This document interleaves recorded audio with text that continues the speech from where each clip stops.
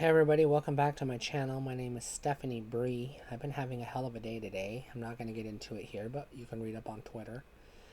Right now I'm talking about why I hate JRPGs. It's not that complicated, but it's not what you think. So, my first experience with role-playing games as we know it is Dungeons and Dragons. The first JRPG or RPG adjacent video game I ever played was, of course, The Legend of Zelda. Not exactly a role playing game, but it's in the family. And then that was followed by Zelda 2, and then Super Nintendo Link to the Past.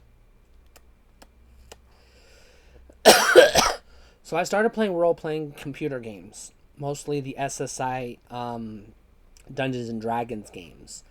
Pool of Radiance, Legend of Dark Moon, Eye of the Beholder, stuff like that.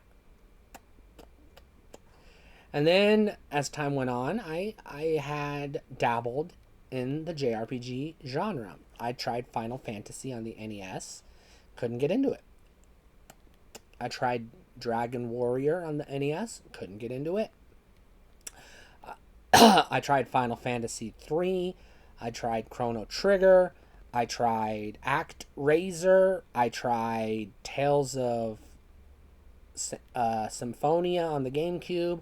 I tried Final Fantasy 7, 8, 9, 10, 10 2, 13, 12, 15.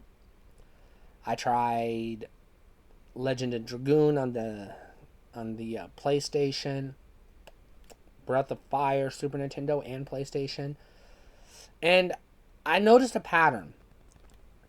I never finished any of these games. I usually never get past the first quest. And I was like, I really like role-playing games, so I kept playing role-playing games. And that's when I started to realize I wasn't having fun. So then I discovered Elder Scrolls. I played Morrowind, and I had fun. I played Fable, and I had fun. I played Skyrim and I had fun. I played World of Warcraft and I had fun. I played Diablo 3 and I had fun. And that's when I realized I like Western RPGs, not JRPGs. Now, some of this is rooted in my aversion to anime. A lot of JRPGs are anime based or anime style, art style, and the like. I'm not a fan of anime, so obviously I'm not a fan of JRPGs because they're just anime games. They're literally role-playing anime games. Out of all the ones I've played, all the ones I've tried, I have only ever liked and only ever completed 2 JRPGs in my entire life. The first one was Super Mario RPG on the Super Nintendo. But this is like my beginner RPG or baby's first RPG. It's not really an RPG, but it's it's like it's there. It's almost there, but it's not quite. The next one I played and beat was Final Fantasy VII. Now, again, this is a JRPG, but it's more of a cyberpunk kind of JRPG, which is a bit more rare. And let's face it, if you had a PlayStation in the 90s, you played Final Fantasy VII. If you didn't, I don't know what you were playing. That's not to say I have a problem with Japan or Japanese culture or Japanese people. I studied Japanese in college. I have friends who are Japanese. I'm actually fascinated with the culture. I especially like ninjas and samurai and some of the other stuff in their culture.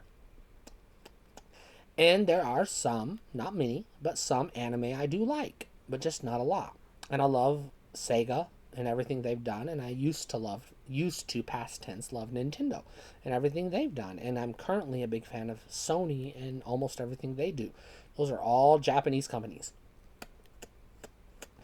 I just can't get into the JRPG. I can't do it. Every time I try, I have to force myself to play a game that isn't fun.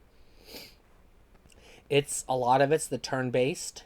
I just don't like the turn-based that much. A lot of it's the presentation, it's the anime music, it's the anime art style. If I made a list of the worst video games of all time, just my opinion, my experience, Chrono Trigger, people, fanboys, nerds, Chrono Trigger is in the top 10 worst video games of all time for me. I hate that game. I cannot play it. I cannot fathom why it's popular.